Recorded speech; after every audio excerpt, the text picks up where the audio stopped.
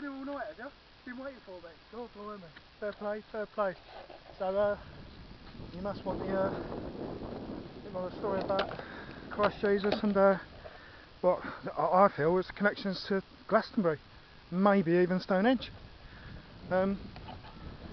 But yeah, first of all, another thing is, and even the connections to potentially Petra, because again, this video with Neil Oliver with this lady, I've put a link in the description. Yeah, with the disciples, when these dead tablets were made, it was with the disciples in Jordan, and again, I went to the Holy Land. When I come back from America, I got back at like end of October, and I missed the chance for the Christmas job and all that to apply, so I ended up just getting all my Christmas money and that. Then with kibbutz representatives, went over to Israel in the January. Got sorted pretty quick actually. And then the kibbutz I was at was right next to the River Jordan, so I spent a lot of time by the River Jordan, and I used to like every other day run up to this bridge which crossed the River Jordan. Yeah, so swam in it, spent a lot of time there, and all through the Holy Land I was just compelled to go to certain places, you know, like biblical places, like the pyramids obviously, the Valley of the Kings, Aswan, Luxor, Bethlehem, Nazareth, Dead Sea. I honestly really extensively managed to get around, but one of the places also was Petra, but I have no idea. There was no real biblical connection between Petra and Christ Jesus really. But I felt compelled to get there after seeing the Indiana Jones and the Last Crusade movie.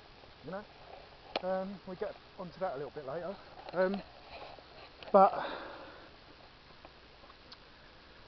So anyway, yeah, had amazing adventures, amazing things happened. We're going around the Holy Land with very little money.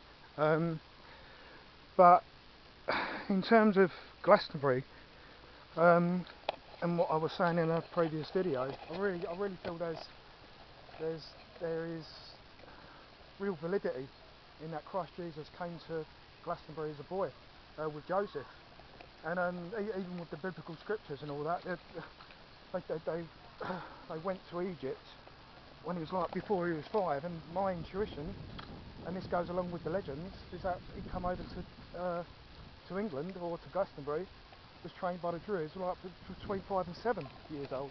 And honestly, I've really felt that there's a massive validity to that, because back then there were actual trade links between Egypt and Cornwall, and when you go back to the ethnic Cornish, they've got a slightly darker complexion to the rest of us in England, you know, and that's attributed to this Egyptian connection, you know, where the bloodlines might have crossed.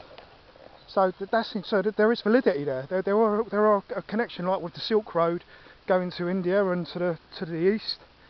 There is connections to Cornwall and England and the west.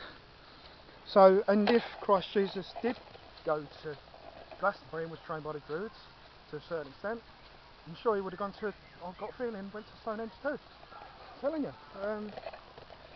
Anyway, no evidence for that properly, but the legend is that Joseph at Arimathea brought the Holy Grail to Glastonbury after Christ Jesus was crucified. That's another one of the legends, and it's meant to still be there somewhere. Yeah, I think there's validity to this, you know, just feel it intuitionally. So yeah, and then going back to Petra, I was compelled to get there, like I was compelled to go to Ayers Rock and compelled to go to Ayers Rock and Angkor Wat. When I saw the pictures, when I saw that movie, I thought, I've got to get there, I've got to get to Petra. How am I going to do that? I'm like 14 years old. How am I ever going to get there? I just felt I needed to.